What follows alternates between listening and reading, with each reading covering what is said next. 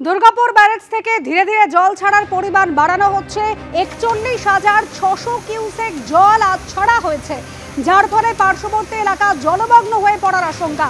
আমাদের প্রতিনিধি রয়েছেন আমাদের সঙ্গে সরাসরি মনোজ বন্দ্যোপাধ্যায়। মনোজ, সেচমন্ত্রী যখন অভিযোগ করছেন যে কেন্দ্রের নজর নেই, যে কারণে পরি সমস্যা রয়েছে, যার ফলে এভাবে বন্যা পরিস্থিতি তৈরি হচ্ছে প্রত্যেক বছর, যেভাবে টানা বৃষ্টি হচ্ছে, কি পরিস্থিতি এলাকা? দেখো, তোমাকে দেখাবো যেভাবে বৃষ্টি হয়েছে গত 3 দিন ধরে বৃষ্টি।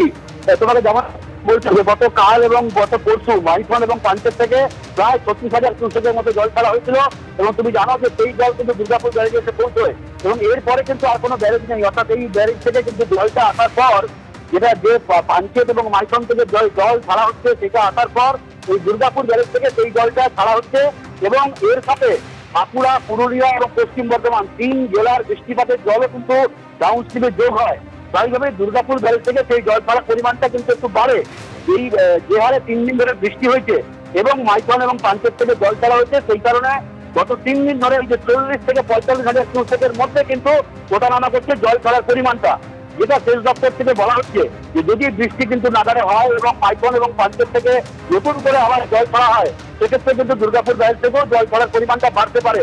যেটা আজকে সকাল থেকে আমরা দেখছিলাম 41,600, যেমনটা তুমি বলছিলে, এখন কিন্তু সেটা বেড়ে প্রায় 43,500 কিউসেক হারে জল যাচ্ছে। স্বাভাবিকভাবেই এই জল ছাড়ার পরিমাণটা অল্প হলেও, সামান্য ধাপে ধাপে হলেও কিন্তু বাড়ছে। এইটা কিন্তু 70,000, 80,000, 90,000।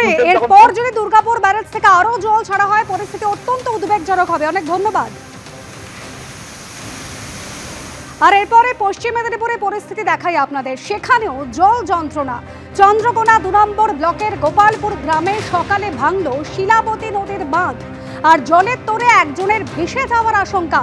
আমাদের প্রতিনিধি সোমনাথ দাস রয়েছেন আমাদের সঙ্গে। সোমনাথ, তো গোটা এলাকা প্রায় জলে প্লাবিত। দেখো অনুসয়া, গতকাল থেকেই শুরু হয়েছে। গতকাল প্রথমে গড়বেতার শিলাবতী যে পাড় উপচে জল পড়েছিল, গড়বেতা প্লাবিত হয়েছিল। তারপরেই সেই জল ধীরে ধীরে যখন আসতে থাকে, গড়বেতার জল কিছু কমলেও যন্ত্রণা বাড়ে চন্দ্রকোনার। এই মুহূর্তে চন্দ্রকোনার 2টি ব্লক একেবারে জলের তলায় রয়েছে। এনডিআরএফ এর টিম নেমেছে, তারা এলাকার মানুষকে উদ্ধার করার চেষ্টা করছেন।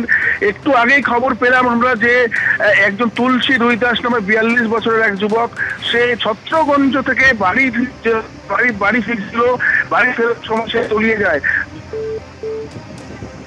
যোগাযোগ বিচ্ছিন্ন হয়ে গিয়েছে সোমনাথের সঙ্গে। বিস্তীর্ণ এলাকা প্লাবিত হওয়ার আশঙ্কা। মেদিনীপুরের পর এবার আপনাদের বাঁকুড়ার পরিস্থিতি দেখাই। বৃষ্টি বিপর্যস্ত বাঁকুড়ার, সেখানেও জল যন্ত্রণা অব্যাহত। দেখুন কিভাবে জল জমে রয়েছে এলাকায়।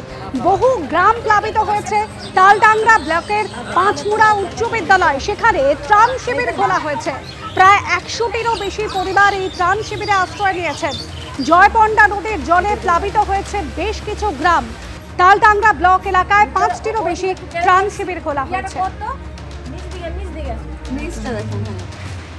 এটি হচ্ছে পরিস্থিতি, পুরো একদম ভিতর দিয়ে সব। আমার বাচ্চা হচ্ছে 4-5 মাসের। আমি সারাতেই জেগেছিলাম বাচ্চাকে নিয়ে। তো দুপুর পর যখন উঠলাম, ব্রিজে নদী ধারকে গেলাম, তখন হচ্ছে ব্রিজের উপরে জল উঠে গেছে। তখন আরো বেশি ভয় হয়ে গেছি সবাই। আমরা তা সব ছিল রয়ে গেছে, আমরা কিছু নিয়ে আসিনি, আসতেও পারিনি। কবে ফিরতে পারবো বলা যাচ্ছে না। এখন যদি আরো জল আজকে রাতে আরো যদি বৃষ্টি নামিয়ে দেয়, আরো যাওয়া সম্ভব হয়ে যাবে। এত বৃষ্টি, এত বান কখনো দেখি নাই। 10 বছর এই গ্রামে এসেছি। 10 বছরের এই প্রথম এবছর জোর মানে প্রবল বেগে বৃষ্টি হয়েছে। ভয় লাগবে না। ছোট ছোট বাচ্চা কাচ্চাকে নিয়ে পড়িয়ে ইয়া করে পেরিয়ে আমরা এসেছি।